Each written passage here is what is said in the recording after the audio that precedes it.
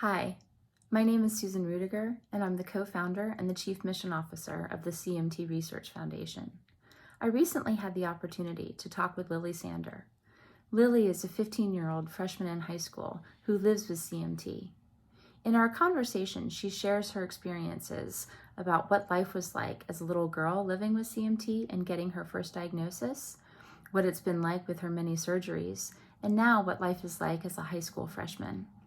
She also shares with us what the future looks like with and without treatments for CMT.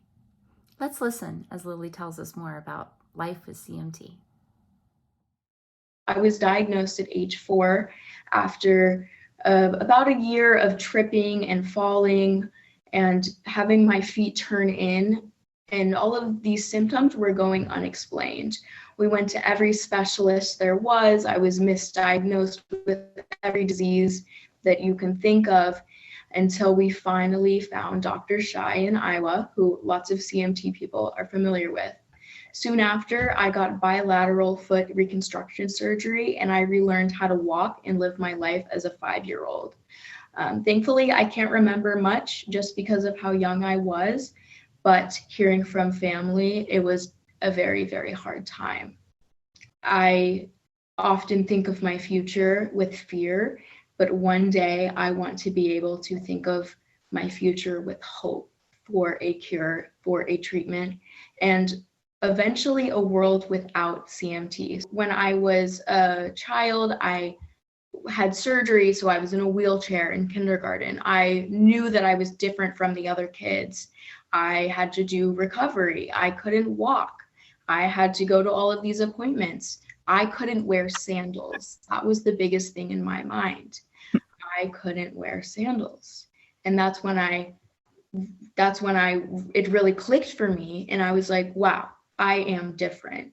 But then I kind of accepted it from my elementary years on, and I grew with it, but I'm still, like I said, having those realizations day by day, realizing that my life will look different.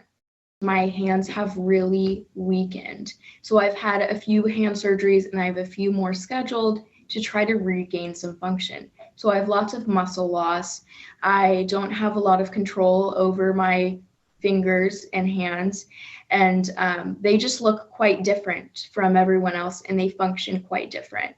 I would say that has been the biggest change, but also complications from surgery have been a hindrance and caused chronic pain for me, which ultimately came from CMT, and then just the overall weakening of my body as I've grown.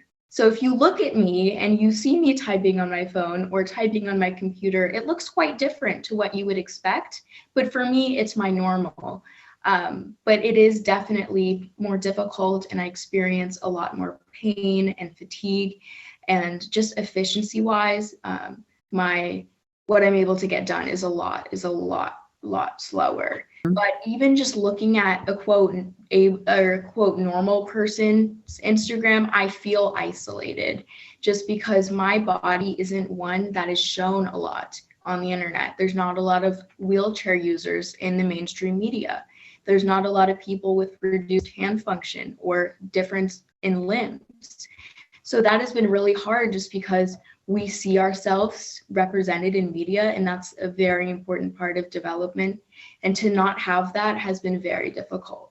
A terrible stereotype that there's a terrible perception that wheelchairs kind of hold people back, but I see my wheelchair as kind of wings to fly. I'm able to be mobile and to do things I otherwise wouldn't have been able to. But that doesn't mean that there aren't limitations and changes that need to be made, because I still have inaccessibility issues.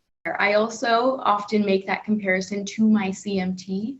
It has been the greatest blessing and curse of my life.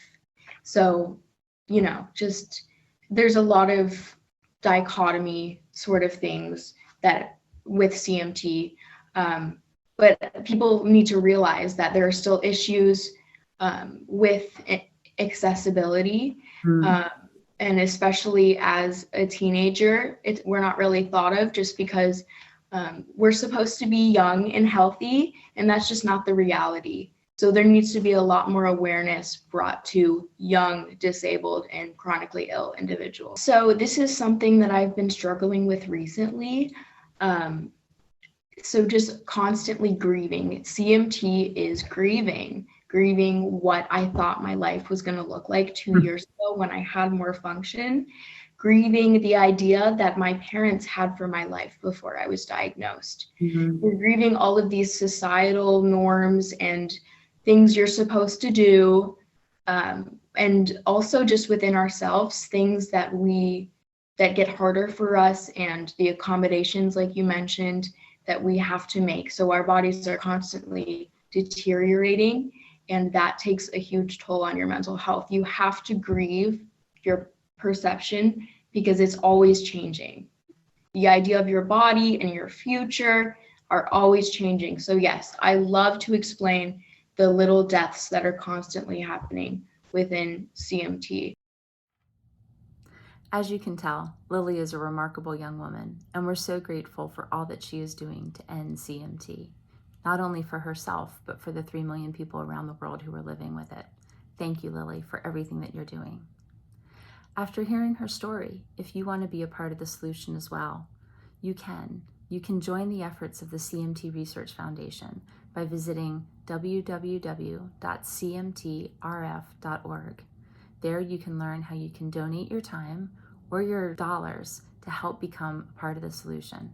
We're working toward delivering treatments to end CMT, and we need everybody's help and support.